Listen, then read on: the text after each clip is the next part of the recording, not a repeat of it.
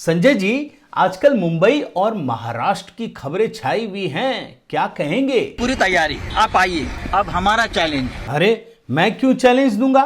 मुझे पता नहीं है क्या कि आप कौन हैं? आप मुझसे पंगा मत लेना, मैं देखता हूँ, मैं नंगा आदमी हूँ। वैसे इसमें पंगा की क्या बात है संजय जी? लोकतंत्र में तो सब कुछ लोग ही तो तय करते हैं। रास्ते की लड़ाई रास्ते पर, सड़क पर हो सकती है, हो जाएगी। अच्छा समझ गया, आपके जो विधायक उधर चले गए हैं इसीलिए ये बोल रहे हैं ना? ये जो विधायक चले गए हैं उनको महाराष्ट्र में आना घूमना बहुत मुश्किल होगा। अच्छा विधायकों की छोड़िए, कंगना रनौत पे आते हैं। याद है कि नहीं, आपने क्या कुछ कहा था? देखिए ना, बहुत कुछ उखाड़ दिया था आपने और कुछ कहा भी था। वो भी शब्द आप पढ़ लीजिए, मैं तो कहूंगा नहीं। वैसे इस मामले में एक सवाल पूछना बनता है कि महाराष्ट्र में नॉटी किसको कहते हैं संजय राउत जी? हमारे महाराष्ट्र में हम जब बात करते हैं तो हम तू यानी तू बहुत नॉटी है। अच्छा, कुछ अब शब्द है इसीलिए बीप करना पड़ा। वैसे अर्णब गोस्वामी वाले मामले की जरा बात करें क्या? गजब आपने काम किया था, सुनिए ना। तो अंधा कानून क्या होता है हम भी दिखाएंगे। हाँ, वो तो पूरे देश को याद है। और अर्णब गोस्वामी कैसे हाथ जोड़ रहे थे, आपको याद है ना? बोल रहे थे भैया हमको छोड़ दो। नहीं याद है तो देख लीजिए आप। मुझे मारा गया, मुझ पुलिस ने मुझे मारा है। वैसे ये राणा दंपति को भी आपने गजब सबक सिखाया था, वो भी आप देख लीजिए। खूब तोड़ा था, ये हेडलाइन में भी लिखी हुई है, देख लीजिए आप। कुछ कहेंगे क्या इनको? ये जो mister and Mrs Bunty Babli है, MP एंड MLA। अच्छा इनको भी छोड़िए। NCB डायरेक्टर जो पुराना अफसर है समीर वानखेड़े, उस पर बात करें क्या? कुछ कहेंगे? नहीं कहेंगे। अच्छा ये तो किंग खान का मसला था, तो अपने जो नवाब मलिक साहब है उन्हीं को बोल दीजिए कुछ कहने के लिए। किती तुझे पाप दबाव टाकत असतील तर नवाब मलिक कुणाच्या पापाला घाबरणार नाही। क्या बात है। और आगे बढ़े क्या? जब इतना सब कुछ हो ही गया है तो केंद्रीय गृह मंत्री अमित शाह, उस पर नहीं बोलेंगे? उस पर भी कुछ बोलिए ना, जरा कोई डायलॉग तो मारिए। जिस स्कूल में आप पढ़ते हो हम उस स्कूल के हेडमास्टर है, आपको बताना चाहिए। वाह, एकदम झक्कास, एकदम बॉलीवुड स्टाइल। वैसे भी बॉलीवुड तो आपके कब्जे में है। अब जब अमित शाह पे भी बोल ही दिए तो प्रधानमंत्री पर भी दो शब्द बोल दीजिए, उनको क्यों छोड़ा जाए? बोलिए ना। आप हिंदुस्तान के प्रधानमंत्री हो या पाकिस्तान के प्रधानमंत्री? उद्धव जी देख रहे हैं ना ये संजय राउत क्या कर रहे हैं? आपकी पार्टी को लगता है छोड़ने के मूड में नहीं है।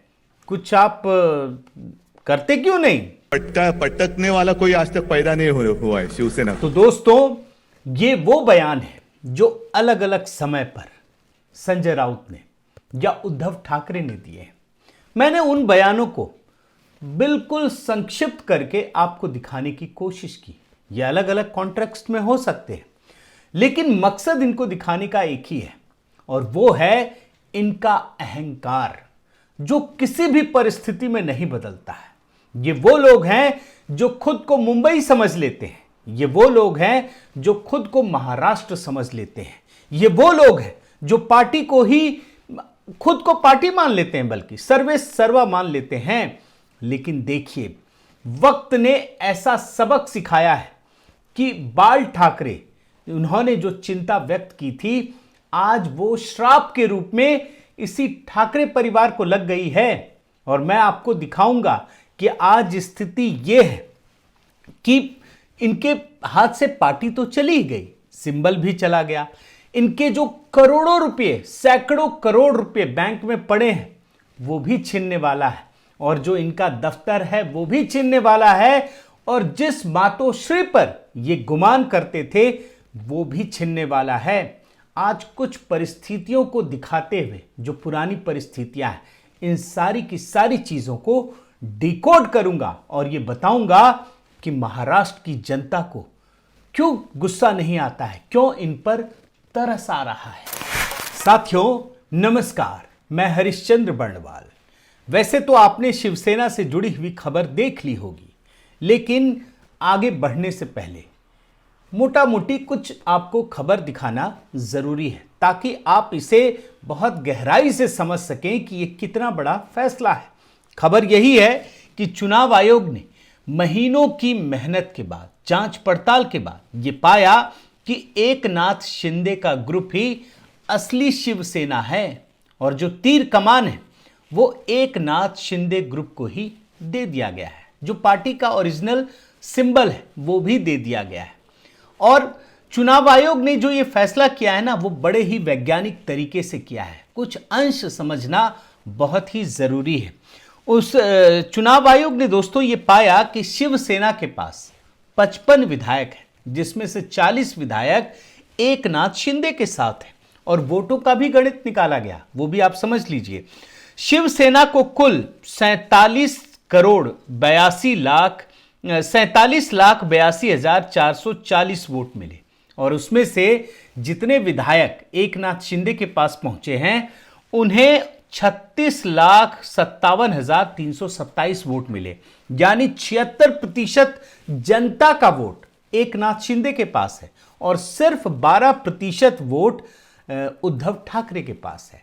इसी तरीके से एक और गणित निकाला कि शिवसेना के 18 सांसदों में से 13 सांसद एकनाथ शिंदे के पास है और वोटों के लिहाज से कुल 1,02,45,143 वोट मिले, जिसमें से 74,88,634 वोट एकनाथ शिंदे के पास पहुंचे। यानी कुल वोट, लोकसभा में बता रहा हूं, 73% वोट इन्हें मिले और इसी वजह से एकनाथ शिंदे गुट को असली शिवसेना मान लिया गया है। लेकिन बात सिर्फ इतनी नहीं है दोस्तों, अब आगे बढ़िए। ये लड़ाई ऐसी नहीं है कि बस यहीं तक सीमित रहेगी, ये बहुत बड़ी लड़ाई है और कितना बड़ा खामियाजा उद्धव ठाकरे को उठाना पड़ा है ये समझिए। इस समय जो रिपोर्ट के मुताबिक 2019-20 में शिवसेना के पास 148 करोड़ 46 लाख करोड़ रुपए की एफडी और 186 करोड़ रुपए की अचल संपत्ति है, यानी करीब 334 करोड़ रुपया इस पर अब एकनाथ शिंदे का कब्जा हो जाएगा। उद्धव ठाकरे गए, क्योंकि पार्टी तो एकनाथ शिंदे के पास आ गई है और जो कोषाध्यक्ष होगा पार्टी का, उसी के सिग्नेचर से ये पैसा निकलेगा, यानी उनको 334 करोड़ रुपए से भी हाथ धोना पड़ा है। एक और परिस्थिति देखिए, शिवसेना के पास इस समय पूरे महाराष्ट्र में 82 जगहों पर ऑफिस है, वो भी छीनेंगे, वो भी जाएंगे। लेकिन मजेदार बात जानते हैं क्या है? जो इनका घर है ना मातोश्री, वो भी छीनने वाला है, क्योंकि बाल ठाकरे ने जो लिख कर गए हैं उसमें ग्राउंड फ्लोर वो शिवसेना के नाम करके गए हैं और शिवसेना जिसके पास होगी उसी के पास तो इनका घर भी होगा। तो जिस मातोश्री पर ये इतरा रहे थे उससे भी उद्धव ठाकरे का हक जो है वो छीनने वाला है। और मजेदार बात आपको एक और दिखा देता हूं कि जैसे ही उद्धव ठाकरे को पता चला कि शिवसेना इनके पास चली गई, उन्होंने तुरंत आनंद फानन में जो रिपोर्ट आई है, जो पार्टी का पैसा है, उन्होंने अपनी नई पार्टी के अकाउंट में ट्रांसफर कर दिया। कितना किया, क्या किया ये तो पता नहीं, लेकिन उन्होंने ट्रांसफर करना शुरू कर दिया। वैसे एक बात बताइए दोस्तों कि इतनी सारी घटनाओं को सुनने के बाद आपको कैसा लग रहा है, और खास करके जो महाराष्ट्र की जनता है उन्हें कैसा लग रहा होगा?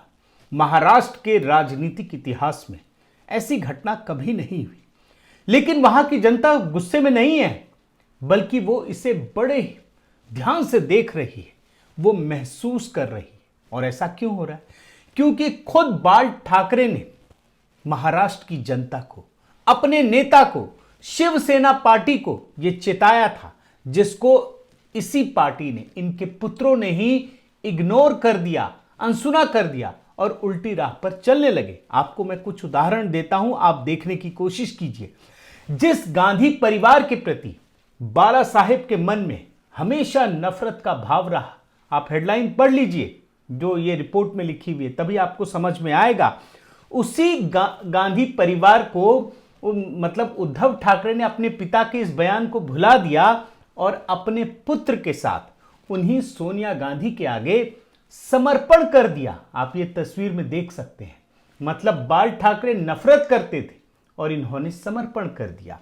इतना ही नहीं, सत्ता से दूर रहने वाले बाल ठाकरे हमेशा कहते थे कि चाहे कुछ भी हो जाए, वो अपनी पार्टी को कांग्रेस बनने नहीं देंगे। एक छोटा सा बयान आपको सुना रहा हूं, आप सुन लीजिए। मैं मेरी शिवसेना की कांग्रेस नहीं होना दूंगा, नहीं, कभी नहीं। और मुझे जब ये मालूम होगा कि हो रही है तो I will close my shop. अलग हो जाएंगे, हाँ? अलग हो जाएंगे उनसे। अलग नहीं चाहिए। शिवसेना चुनाव नहीं लड़ेगी। लेकिन हकीकत क्या है? हकीकत तो यह है कि सत्ता के लिए वही उद्धव ठाकरे कांग्रेस की बैसाखी के सहारे मुख्यमंत्री बन गए, सिर्फ सत्ता के लिए बने। इतना ही नहीं, उद्धव ठाकरे ने सत्ता के लिए झूठ भी बोला। एक तो अपने ही पिता के दिखाए रास्ते से हट गए, लेकिन सत्ता के लिए इन्होंने झूठ बोला। और कैसे बोला यह भी मैं आपको दिखाता हूं। आप याद कीजिए, महाराष्ट्र विधानसभा चुनाव के दौरान प्रधानमंत्री मोदी जब भी रैली को संबोधित करते थे तो उद्धव ठाकरे के सामने ही हर जगह खुलकर कहा कि जैसे दिल्ली में नरेंद्र है वैसे ही महाराष्ट्र में देवेंद्र होंगे और वही मुख्यमंत्री बनेंगे। बहुत ही छोटा हिस्सा आपको सुना रहा हूं, सुन लीजिए। दिल्ली में नरेंद्र और मुंबई में देवेंद्र। लेकिन नतीजे आने के बाद सत्ता का लालच उद्धव ठाकरे को आ गया। सब कुछ भुला दिया उन्होंने और एकदम बार्गेनिंग करने लगे, ब्लैकमेलिंग करने लगे। और ये महाराष्ट्र की जनता ने अपनी आंखों से देखा था, सुन लीजिए। म्हटलं मला समसमान पाहिजे, जागा वाटप आणि सत्तेचा वाटा, मुख्यमंत्री पद सुद्धा 2.5 वर्षाचं पाहिजे। यही नहीं, सत्ता के लिए जो उद्धव ठाकरे हैं उनका अहंकार भी सिर चढ़कर बोलने लगा। और वो भी मैं आपको उदाहरण दिखा रहा हूं कि वो यही बोलते रहे कि अगर भारतीय जनता पार्टी को हमारे साथ सहयोग करना है, गठबंधन करना है, तो उनको मातोश्री आना पड़ेगा, चाहे कोई कितना भी बड़ा मंत्री क्यों ना हो। और आप देखिए, उस समय देश के केंद्रीय गृह मंत्री अमित शाह ने बड़ा दिल दिखाते हुए वे मातोश्री पहुंचे। देख लीजिए, 2.5 घंटे तक बातचीत की। लेकिन वहां पर भी उद्धव ठाकरे ने जो काम किया वो इस देश की राजनीति के लिए एक बिल्कुल विचलित करने वाली घटना है। जानते हैं क्या किया? महाराष्ट्र के मुख्यमंत्री देवेंद्र फडणवीस को औकात दिखाने के लिए अपने ही घर के दरवाजे पर बाहर घंटों तक बिठा दिया, अंदर नहीं घुसने दिया। आप सोचिए, महाराष्ट्र का मुख्यमंत्री कौन चुनता है? महाराष्ट्र की जनता चुनती है ना। आप अमित शाह को अपने घर में बुलाते हैं, घर के अंदर बैठक करते हैं और महाराष्ट्र का मुख्यमंत्री घंटों आपके दरवाजे पर बैठकर इंतजार करता है। और आज उसी अहंकार का सिला मिल रहा है कि आपका पूरा अस्तित्व खत्म हो रहा है। और आपको कुछ उदाहरण दिखाता हूं, आप देखिए, बड़े ध्यान से समझने की कोशिश कीजिएगा, फिर आपको समझ में आएगा कि महाराष्ट्र में इतने बदलाव के बाद भी लोग इसे देख रहे हैं और महसूस कर रहे हैं। जिस शरद पवार को बाला साहेब ठाकरे बिल्कुल अच्छा नहीं मानते थे, और क्यों नहीं मानते थे? क्योंकि उन्होंने जीवन भर माना कि वाजपेयी सरकार को 1 वोट से गिराने में शरद पवार दोषी हैं और उन्होंने हाथ मिलाने तक से मना कर दिया था। आप पहले बयान सुनिए। Simple thing is the man who is responsible for toppling down their government, that is Vajpayee government. How can we afford to have a shake hand with him? देख रहे हैं ना, शरद पवार से हाथ तक मिलाने को तैयार नहीं थे। उसी शरद पवार से सिर्फ सत्ता के लिए उद्धव ठाकरे ने इनको भीष्म पितामह बना दिया। आप सुन लीजिए ये बयान संजय राउत जी के। देश के राजनीति के सबसे बड़े नेता हैं, मैं तो उनको भीष्म पितामह कहता हूं। अब आप समझ गए होंगे दोस्तों कि किसकी हाय लगी है, किसका श्राप काम कर रहा है। अपने ही पिता की हाय लग गई है। और ये कहने के पीछे एक और वजह आपको बताता हूं कि बाल ठाकरे ने नरेंद्र मोदी को लेकर एक बात कही थी जो पूरी दुनिया नहीं देख पा रही थी। वो बाल ठाकरे नरेंद्र मोदी के बारे में समझ रहे थे और जब उनसे मिले तो एक मीटिंग में, जानते हैं, उनको लॉयन बताया था।